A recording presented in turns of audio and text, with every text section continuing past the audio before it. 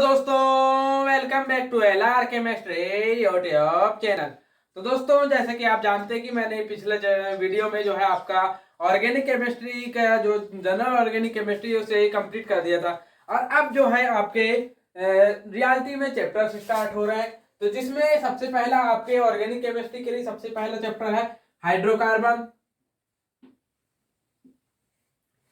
इसके बाद आप अगला चैप्टर पढ़ेंगे halo alkane and hello arenes, halo alkane and hello arenes.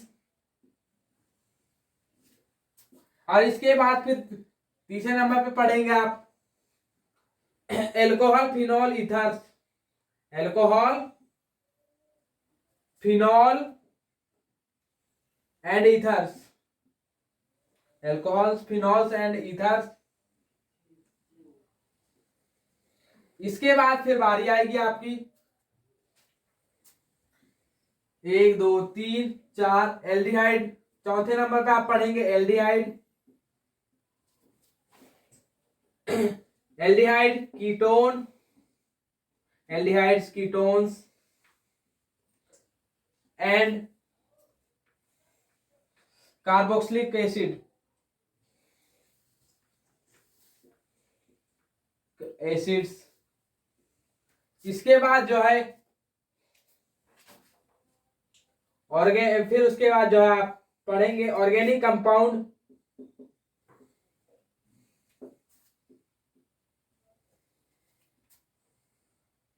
Containing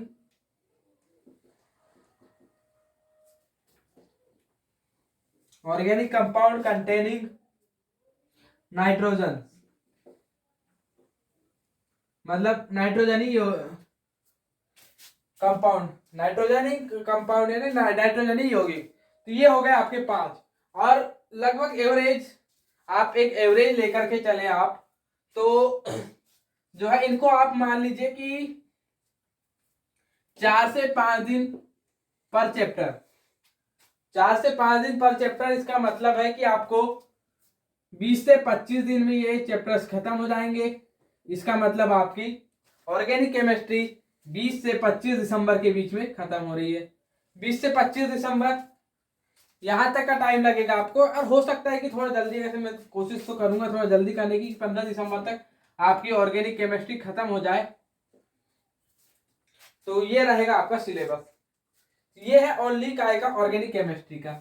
और जो है आपके लिए सबसे बड़ी जो दिक्कत की बात है वो ये ऑर्गेनिक केमिस्ट्री होती है। और ऑर्गेनिक केमिस्ट्री में खासकर से आपकी जो सबसे बड़ी डिमांड होती है आपकी 12th क्लास में, 12th बोर्ड में आपके जो सबसे बड़ी जो डिमांड होती है वो ये होती है कि सर हमें जो है एक तो रिएक्शन समझ में नहीं आती है और ऊपर से इंपॉर्टेंट रिएक्शन हमें नहीं मिल पाती। सर हमें इंपॉर्टेंट रिएक्शन मिल नहीं पाती है। अगर से मान लीजिए कहीं इंपॉर्टेंट रिएक्शन मिल भी गई, तो इंपॉर्टेंट रिएक्शन मिल भी गई तो हमें कोई अच्छे से समझाने वाला नहीं होता है, कोई हमें अच्छे से समझाने वाला नहीं होता है उन रिएक्शंस को। दो दिक्कतें ये हो गई। और तीसरी चीज, कैसे मान लीजिए यहाँ पर कोई अच्छे से समझाने वाला मिल गया तो जो है उनको अप्लाई कैसे करते हैं, रिएक्शंस में किसी भी चीज को अप्लाई कैसे किया जाता है। तो अप्लाई करने के लिए किस तरीके से हमें रिएक्शन को अप्लाई करना सीखेंगे हम। 3 चीजें होंगी, अप्लाई कैसे करेंगे ये चीजें सीखेंगे। तो अगर से मान लीजिए तीनों चीजें अगर से आपको बन जाती हैं तो फिर जो आपके दिमाग में जो सबसे बड़ा जो है आपके दिमाग में जो सबसे बड़ी बात डाली जाती है, हिस्ट्री केमिस्ट्री बड़ी बेवफा। आपने ये वाली शायरी बहुत ज्यादा सुनी होगी, हिस्ट्री केमिस्ट्री बड़ी बेवफा, रात में पढ़े और दिन में सफा। तो यानी कि कहने वाले यहाँ पे कहीं ना कहीं वो जो है केमिस्ट्री में वो किसको बात करते हैं, वो ऑर्गेनिक रिएक्शंस की ही बात करते हैं कि आप ऑर्गेनिक रिएक्शंस को कितना ही पढ़ ले, कितना ही अच्छे से पढ़ ले, अगर मान लीजिए आपको अप्लाई करना नहीं आता है, तो अप्लाई करना नहीं आता है तो फिर आप कितने ही अच्छे से पढ़ ले, फिर आपके दिमाग में ये रिएक्शंस बिल्कुल जो है आपके दिमाग से हट जाती है, बिल्कुल आपके दिमाग से डिलीट हो जाती है। और फिर जो है आप पेपर में उल्टा सीधा कुछ भी करके आ जाते हैं, या फिर आप पेपर में आपको समझ में नहीं आता है कि हमें क्या लिखना है क्या नहीं, क्योंकि आपके दिमाग से वो चीजें डिलीट हो चुकी हैं। तो ये रही सारी बातें। तो अब हम बात करते हैं कि हम स्टार्ट करते हैं हमारा चैप्टर हाइड्रोकार्बन। क्या स्टार्ट करते हैं, हाइड्रोकार्बन्स। तो हाइड्रोकार्बन्स होते क्या है, सबसे पहली बात हम यहाँ जानेंगे हाइड्रोकार्बन्स होते क्या है और इसके कौन कौन से प्रकार होते हैं, और फिर हाइड्रोकार्बन बनाने की कुछ विधियां। क्योंकि आपके पेपर में इवन रिएक्शंस तो आती ही आती हैं, लेकिन आपके हाइड्रोकार्बन बनाने की विधियां, जिसमें खासकर से जो है लैब मेथड जो है पूछी जाती है। और लैब मेथड्स में मेनली आपके जो हाइड्रोकार्बन से जो पूछा जाने वाला है वो है मेथेन और एथेन, मतलब CH4 और C2H6, ये दो चीजें पूछी जाती हैं। तो हम इन सभी चीजों के बारे में जानकारी लेते हैं।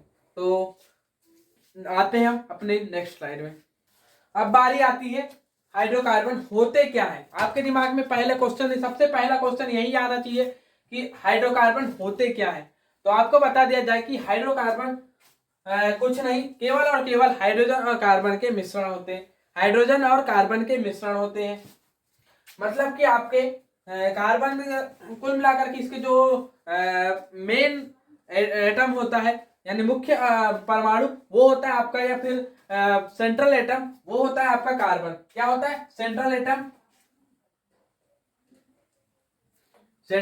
एटम होता है आपका कार्बन। ये हो गया।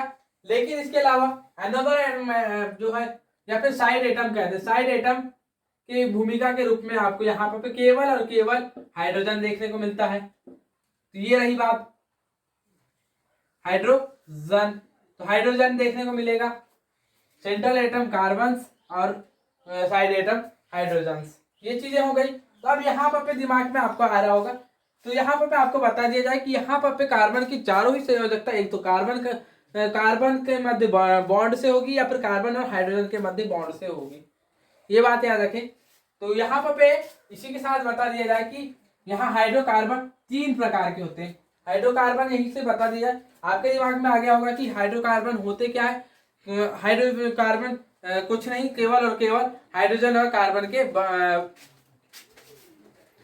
कार्बन के यौगिक होते हैं, कुछ नहीं, ये सिर्फ हाइड्रोजन कार्बन के यौगिक होते हैं। अब इसके बाद आपके दिमाग में आ रहा होगा कि हाइड्रोजन और कार्बन की जब ये यौगिक है, तो कहीं ना कहीं हम इन्हें बांट भी सकते हैं। तो बांट सकते हैं, तो ये कितने प्रकार के होते हैं।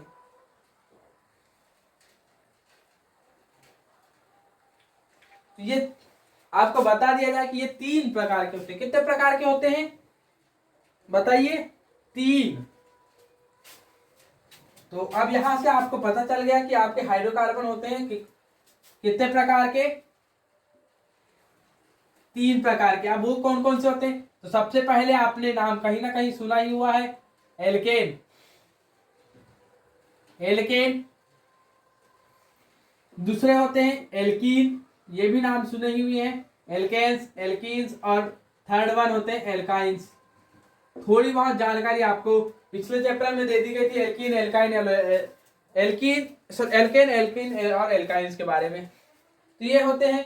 तो अब यहाँ पर अब ये एल्कीन और एल्काइंस, जो इनके जो एल्केन समूह में उपस्थित जितने भी आपके यौगिक होंगे, या फिर आपके एल्कीन में जितने भी होंगे और एल्काइंस में जितने भी होंगे यौगिक, ये आपस में क्या कहलाते हैं, सजातीय समूह। क्या कहलाते हैं ये, सजातीय समूह, जिसको हम इंग्लिश में क्या कहते हैं,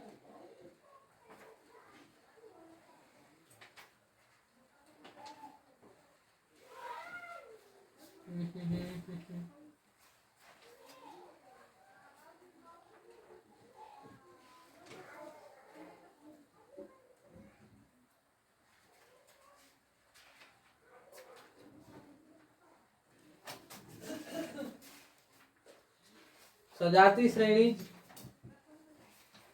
कहते हैं।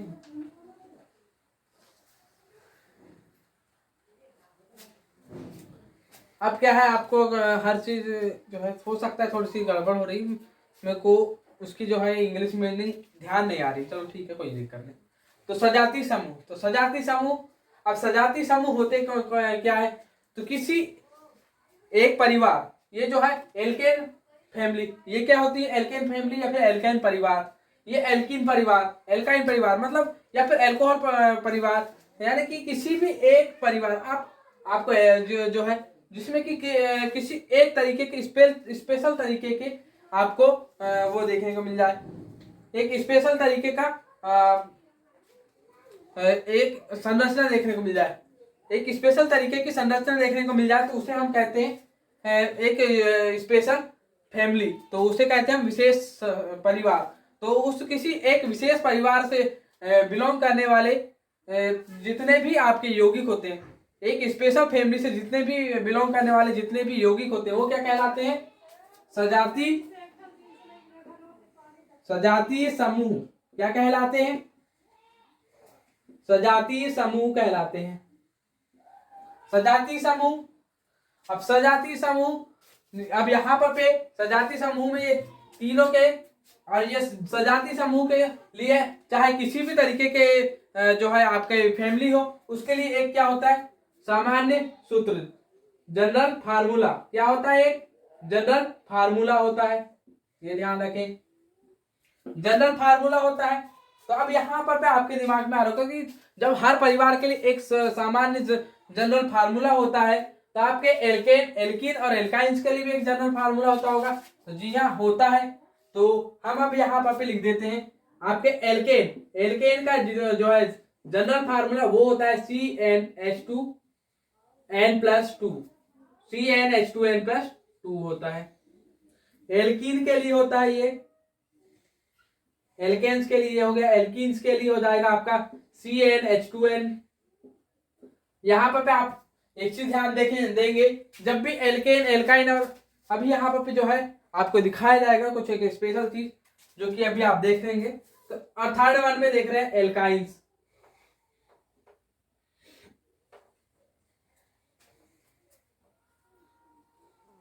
एल्काइंस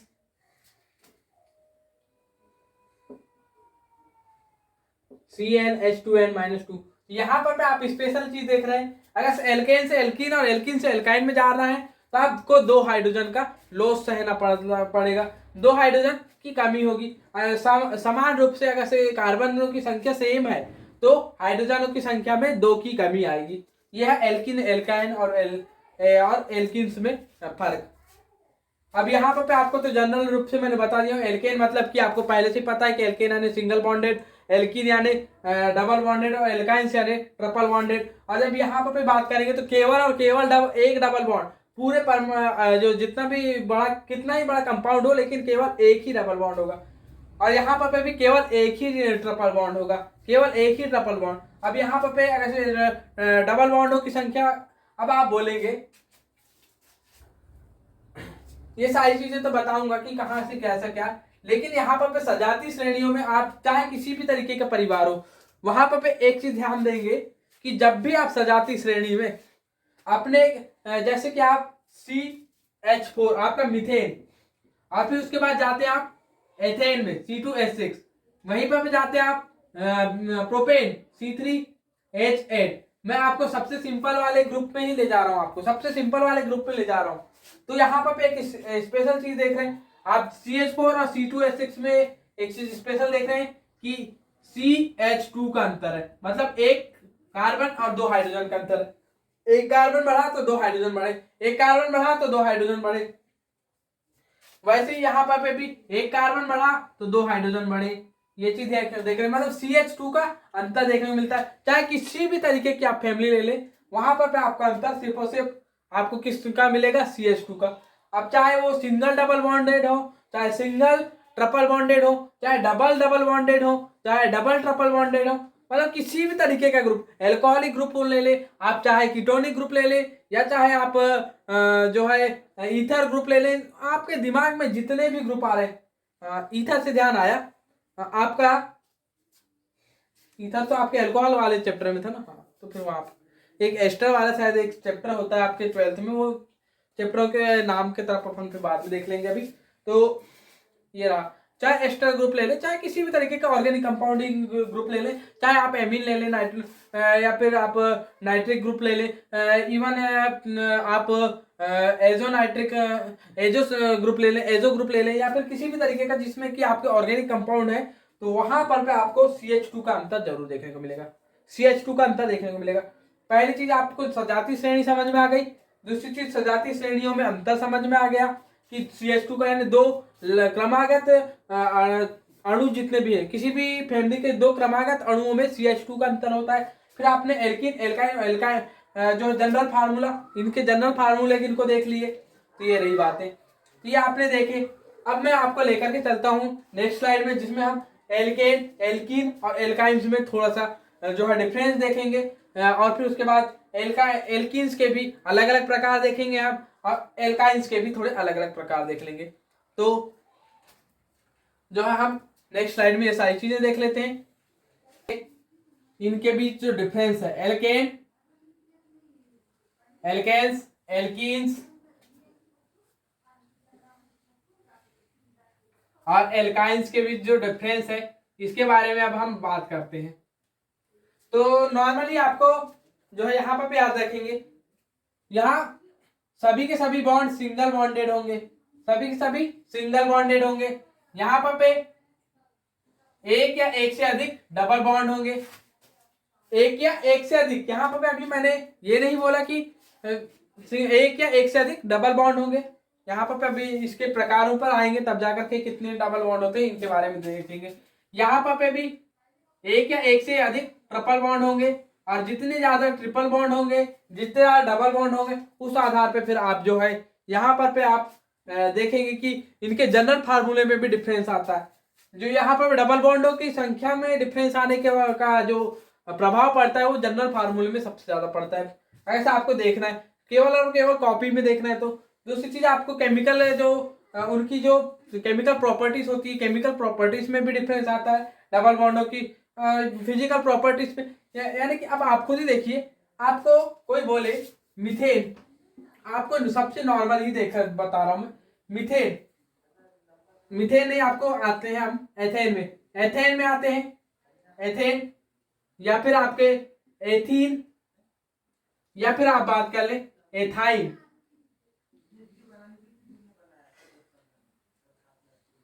तो ये तीन है आपको। अब यहाँ पर आप एक चीज देख रहे हैं कि यहाँ पर एक ही जो है आपके कार्बनों की संख्या तीनों में सेम है, लेकिन ये एक एल्केन ग्रुप है, एक एल्कीन ग्रुप है और एक एल्काइन ग्रुप है। तो इस वजह से इनकी जो है ये तीनों में से तीनों के तीनों ही आपके मान लीजिए कि फिजिकल प्रॉपर्टीज के आधार पे तीनों गैस है,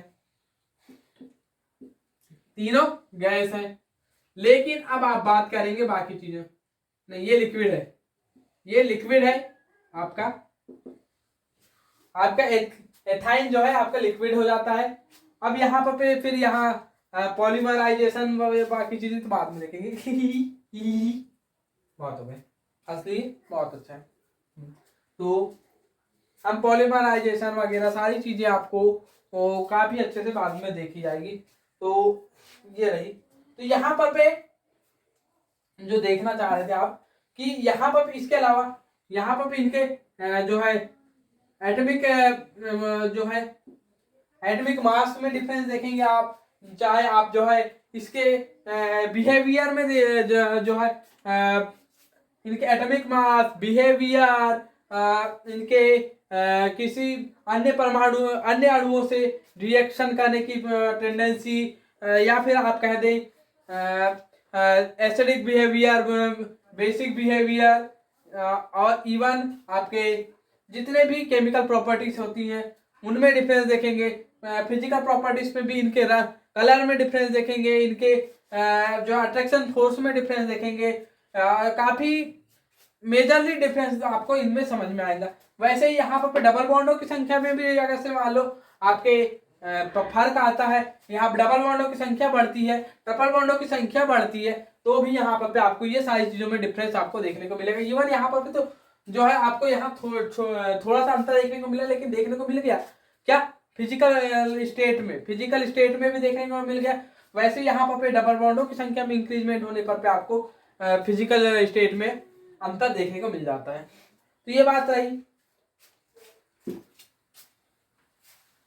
फिर दूसरी बात इनके अंतर में देख सकते हैं, यहाँ पर और यहाँ के सभी बॉन्ड जो है आपके सिग्मा बॉन्ड होंगे, यहाँ पर एक या एक से अधिक पाई बॉन्ड होंगे, यहाँ पर कम से कम दो या दो से अधिक पाई बॉन्ड होंगे, और यहाँ पर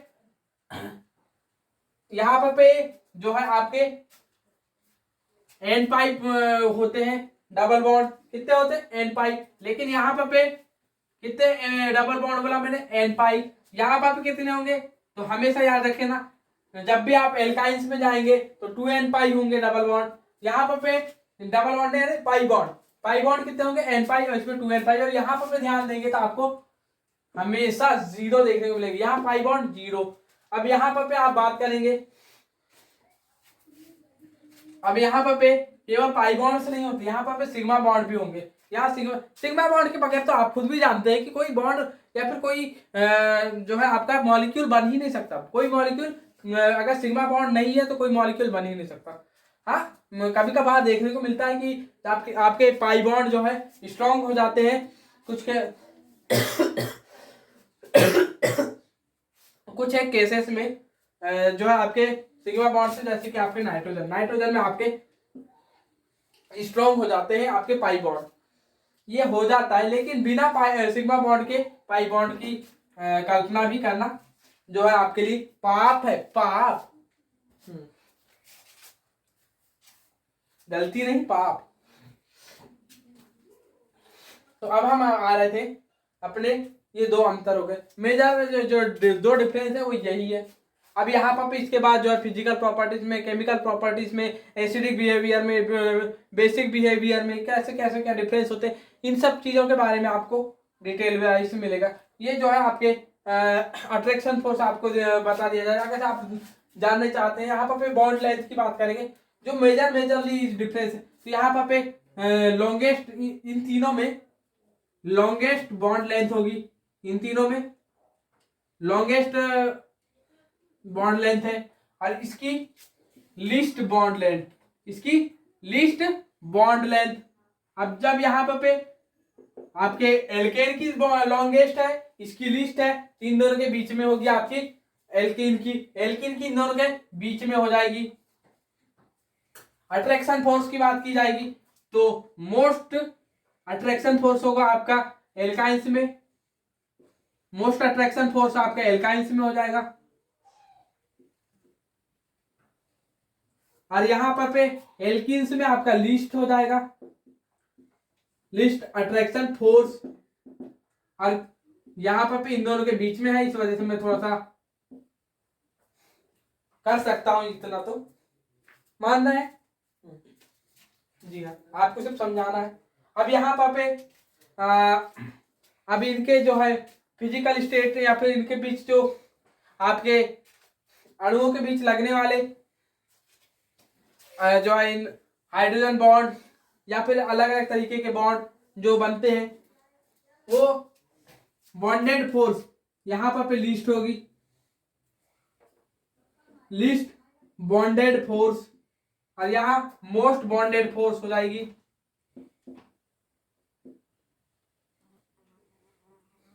अगर से मेल्टिंग पॉइंट किसकी है, तो मेल्टिंग पॉइंट की जब भी बात करेंगे तो यहां पर भी आपको थोड़ा सा अचंभा देखने को मिलेगा। क्या मिलेगा, इनकी जो है मोस्ट, इसका जो है मोस्ट बॉइलिंग पॉइंट होता है, नहीं यार नहीं जी नहीं, यहाँ पर कोई आपको अचंभा कब देखने को मिलेगा, जब आप समावेयता पढ़ेंगे तो जहां सिस ट्रांस की बात करेंगे वहां पर थोड़ी सी आपको बातें थोड़ी सी जानने में अचंभा लगेगा, लेकिन यहाँ पर इन्हीं की जो है most boiling point, melting point देखने को मिलेगा। मतलब सबसे ज्यादा बॉइलिंग पॉइंट, मेल्टिंग पॉइंट किसका होगा, एल्काइंस का, और लिस्ट किसका होगा, इनका होगा, किसका, एल्केन्स का।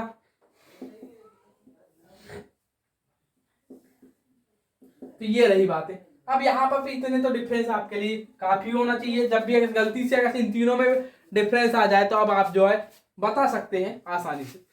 टोटल मैंने कितने डिफरेंस बता दिया, 1 2 3 4 5 6। वैसे तो मैं बता दूं आपको, टीचर्स जो है ना ये भी नहीं बताते हैं, डायरेक्ट आगे कूद जाते हैं। तो ये रही बात है। अब हम बात करते हैं टाइप्स ऑफ एल्किन्स और टाइप्स ऑफ एल्काइंस की। टाइप एल्किन्स होते हैं आपके, आप जो है जितने डबल बॉन्ड लगाना चाहेंगे उस हिसाब से आपके टाइप्स ऑफ एल्किन्स हो जाएंगे। यहाँ पे कोई आपके स्पेशली तरीके से कुछ बताया नहीं गया है कि कितने प्रकार के डबल यानी एल्किन्स हो सकते हैं। तो यहाँ पे नंबर ऑफ ये जो है टाइप्स ऑफ एल्किन्स जो है या फिर एल्काइंस कहते हैं, ये नंबर ऑफ डबल बॉन्ड्स या नंबर ऑफ ट्रिपल बॉन्ड्स पर निर्भर करते हैं। किस पर निर्भर करते हैं? नंबर ऑफ डबल बॉन्ड्स या ट्रिपल बॉन्ड्स। ये मेजरली मुख्य रूप से दो प्रकार से डिवाइड हुए। एक है single double bond, single double bond, और मल्टीपल या फिर multi double bond, double bonds. ये इस तरीके से दो तरीके से है। अब यहाँ सिंगल में तो आपको नॉर्मल एल्किन्स देखने को मिलते हैं। ये जो है नॉर्मल एल्किन्स, और इनका जनरल फार्मूला हो जाता है क्या? CnH2n हो जाता है। ये तो है आपका नॉर्मल एल्कीन या फिर single double bonded alkene, normal या फिर सिंगल डबल बॉन्डेड एल्कीन्स का। और अब यहाँ मल्टी डबल बॉन्डेड में मान लीजिए आपके अगर से मान लीजिए दो अगर से डबल बॉन्ड है, जैसे कि आप यहाँ पे देख रहे हैं ये इस तरीके से मान लो आपने इस तरीके से लिया, और यहाँ पे ये दो है, दो डबल बॉन्ड है। तो अब यहाँ पे आप निकालना चाहेंगे तो, और मिनिमम यहाँ पे कम से कम 1 2 3 4, तो मिनिमम 4 कार्बन होंगे तब जाकर के आपके। अब आप ही बताइए कि कम से कम 4 डबल बॉन्ड तो यानी 4 ऐसे वो होना ही चाहिए जिसमें कि अब यहाँ मल्टी में भी इसे जो है दो तरीके से बांटेंगे, लेकिन जो है दूसरा तरीका जो है मान्य नहीं होता है। सिर्फ मैं ही बता सकता हूँ उनको, क्योंकि मैं उसके ऊपर एक्सप्लेनेशन वाला एक वीडियो भी डाल चुका हूँ। और दूसरा तो तरीका का जो है आपको बताया ही जाता है, जिसमें से वो एक ये है विथ, यहाँ पे एक हो जाएगा विथ हाइड्रोजन, एक होता है विथ हाइड्रोजन, दूसरा होगा विदाउट हाइड्रोजन। अब आपके दिमाग में एक चीज आ रही होगी कि सर जी अगर से विदाउट हाइड्रोजन की बात की है कर दिया आपने, ये तो हाइड्रोकार्बन हुआ ही नहीं। जी हाँ, जब हाइड्रोकार्बन हुआ ही नहीं तो हम इसे यहाँ नहीं पढ़ेंगे, लेकिन फिर भी छोटी सी जानकारी आपको दी जाएगी। टेंशन ना लीजिए, दी जाएगी। और छोटी सी जानकारी इतना ही याद रखिए कि इसमें कम से कम भी आपके 3 आपके क्या होना चाहिए, और ये जो है हमेशा साइक्लिक होंगे। पहली चीज ये हमेशा साइक्लिक होंगे, और कम से कम 3 कार्बन वाले होना चाहिए। और सिर्फ इनमें क्या होगा, सिर्फ और सिर्फ कार्बन ही कार्बन होगा, सिर्फ और सिर्फ कार्बन और कार्बन ही होगा। और जो है इसमें कम से कम 3 कार्बन, 3 से ज्यादा कभी कितने भी हो सकते हैं आपके, 3 से ज्यादा कितने भी हो सकते हैं। पहली कंडीशन मैंने क्या बताया, यानी पहली चीज इसमें क्या होगा, सिर्फ मैं अभी बात कर रहा हूँ ओनली विदाउट कार्बन वालों की। विदाउट कार्बन वालों में सबसे पहली चीज कार्बन ही सॉरी विदाउट कार्बन नहीं, विदाउट हाइड्रोजन वाले, विदाउट हाइड्रोजन, तो इसमें केवल सबसे पहली बात कार्बन ही कार्बन होंगे। और दूसरी बात यहाँ हाइड्रोजन नहीं होंगे, वो तो छोड़ दो, वो तो बात ही खत्म। कार्बन ही कार्बन होंगे, इसमें ये एक साइक्लिक स्ट्रक्चर वाले होंगे, साइक्लिक स्ट्रक्चर वाले होंगे। दो चीजें होंगी, दो बातें हो गई, ये ओपन स्ट्रक्चर में नहीं पाए जाएंगे। दो चीजें होंगी, साइक्लिक स्ट्रक्चर, और तीसरी चीज कम से कम इसमें 3 कार्बन होना चाहिए, 3 से कम कार्बन वाले। अब आप खुद ही बताइए, साइक्लिक स्ट्रक्चर बनाना चाहेंगे तो कम से कम आपकी कोई भी यानी आप जो है साइक्लिक आकृति, आप जब भी आप मैथ्स में पढ़ते तो त्रिभुज से छोटा कोई बहुभुज आप पढ़ते हैं क्या? त्रिभुज से छोटा बहुभुज आप नहीं पढ़ते हैं, क्योंकि वो आप खुद ही बताइए, 2 भुजाओं से मिलकर के बनने वाले कोई बंद आकृति है क्या? नहीं, एक से नहीं, कम से कम 3 होंगी तब जाकर के आपको त्रिभुज देखने को मिलेगा। तो मिनिमम 3 कार्बन होना चाहिए। अब ये चीजें हो गई, और इसके बाद जो है मैक्सिमम तो कितने भी हो सकते हैं, ये बात हो गई। और ये तीनों के 3, और ये जो है सभी के सभी डबल बॉन्ड अल्टरनेटिंग क्रम में ना होकर के एक साथ, सभी के सभी एक साथ होंगे। जैसे कि आप देख रहे हैं साइक्लोप्रोपाइन, जैसे कि आप देखेंगे साइक्लोप्रोपाइन, जो कि मैंने खुद ने आपके लिए बना करके जो है इसके ऊपर एक डिटेल वीडियो डाल दिया हूं। इस तरीके से ये 3 पाई बॉन्ड हो गए। और यहाँ पर एक और जो चौथी चीज है कि नंबर ऑफ सिंगल बॉन्ड और नंबर ऑफ डबल बॉन्ड यहाँ बराबर होंगे, सिंगल बॉन्ड और डबल बॉन्ड बराबर होंगे। बाकी इनमें आप सिंगल बॉन्ड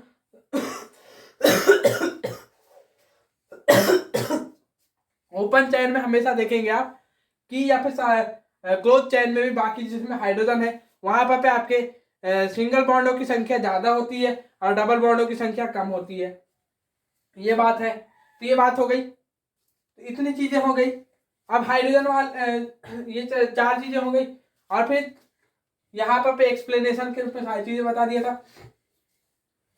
और फिर यहाँ पर पे और एक चीज बात बता दी जाए कि ये और सिर्फ ये जो है आपको एल्किन्स में ही ये खूबी देखने को मिलेगी।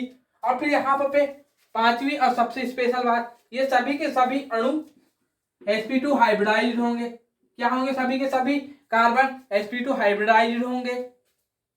अब आप खुद ही देखिए, सॉरी sp2 नहीं, ओनली sp हाइब्रिडाइज्ड होंगे, ओनली sp हाइब्रिडाइज्ड होंगे। अब हाइब्रिडाइजेशन कैसे निकालते हैं, क्या करते हैं, ये सारी डिटेल्ड वीडियो आपको अपलोड कर दी गई है, तो आप जो है उस डिटेल्ड वीडियो को देख सकते हैं। या फिर मैंने जो साइक्लोप्रोपाइन के ऊपर भी एक डिटेल वीडियो बना चुकी, उसे भी आप देख सकते हैं। तो ये रही बात। तो ये रही विदाउट के कार्बन के लिए 6 बातें। पहली बात, ओनली कार्बन इज प्रेजेंट, मतलब सिर्फ और सिर्फ कार्बन प्रेजेंट रहेंगे। दूसरी बात, यहाँ पर पे आपको क्या देखने को मिलेगा, सिंगल बॉन्ड और डबल बॉन्ड की संख्या बराबर रहेगी। तीसरी बात, sp हाइब्रिडाइज, सभी के सभी कार्बन sp हाइब्रिडाइज्ड होंगे। 3 चीजें हो गई। साइक्लिक स्ट्रक्चर 4 चीजें। साइक्लिक स्ट्रक्चर के बाद कम से कम 3 कार्बन होना चाहिए, ये बात है। 5 बातें हो गई और 5 कुछ, तो ये स्पेशल 5 पॉइंट है इनके लिए। तो ये बात रही। अब हम अब आते हैं काय पर, अपने विथ हाइड्रोजन, जो कि आपके इस चैप्टर में है। वैसे इसके ऊपर भी जो है, या ये भी चीज आपके चैप्टर में नहीं है, रियलिटी याद रखें, नहीं है। तो अब यहाँ पर पे इन प्रकारों के ऊपर हम बात करते हैं। तो यहाँ पर पे आप देखेंगे क्या कि यहाँ अब आप जो है कार्बन की संख्या निकालना चाहेंगे, तो टोटल इस तरीके से carbon double bond, carbon single bond, carbon double bond, carbon single bond, carbon, ये हो गए। यहाँ पर पे 2 हाइड्रोजन, यहाँ 1 2 3, यहाँ 1 हाइड्रोजन, यहाँ 1 2 3 4, यहाँ 1 2 3, यहाँ पर पे 1 हाइड्रोजन, यहाँ 1 2 3, यहाँ 1 हाइड्रोजन, यहाँ 2 हाइड्रोजन, और यहाँ पर पे 3 हाइड्रोजन। अब नंबर ऑफ कार्बन निकालना चाहेंगे तो 1 2 3 4 5 6, तो 6। अब नंबर ऑफ हाइड्रोजन निकालेंगे आप, तो क्या देख रहे हैं, 2 3 4 5, 5 2 8, 5 2 7 और 3 10, ये है। तो जब भी आपको 2 डबल बॉन्ड किसी भी परमाणु, सॉरी किसी भी यौगिक में देखने को मिलेंगे, 2 डबल बॉन्ड देखने को मिलेंगे, तो यहाँ पर इसका जनरल फार्मूला किसके इक्वल हो जाएगा, आपके एल्काइंस के इक्वल हो जाएगा। तो इसका जनरल फार्मूला क्या बनेगा आपका, H2N-2।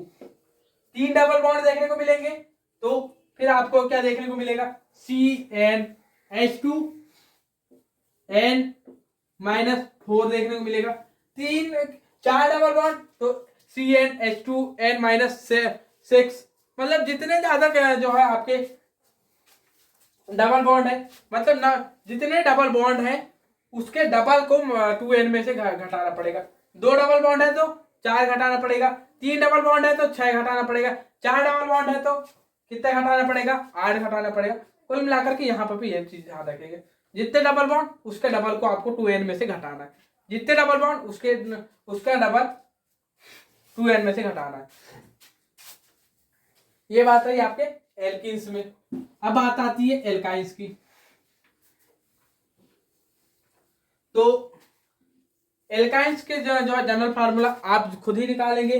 अब इनके इसमें एक चीज बता दिया जाए कि विथआउट जो है कार्बन वाली बात इसमें होगी नहीं। पहली बात तो यहाँ पे दो ही प्रकार हो जाएंगे इसके, सिंगल और मल्टीपल। सिंगल और मल्टीपल हो जाएंगे। तो आपको सिंगल के लिए तो बता दिया गया है, मल्टीपल के लिए आप खुद ही देख लेंगे। तो इसी के साथ जो है इस वीडियो को समाप्त किया जाता है। अगले वीडियो में हम एथेन और मेथेन बनाने की प्रोसेस और जो है कुछ इंपॉर्टेंट रिएक्शंस के बारे में जानकारी लेंगे। दोस्तों इस वीडियो को देखने के लिए धन्यवाद। जय हिंद, जय श्री राम।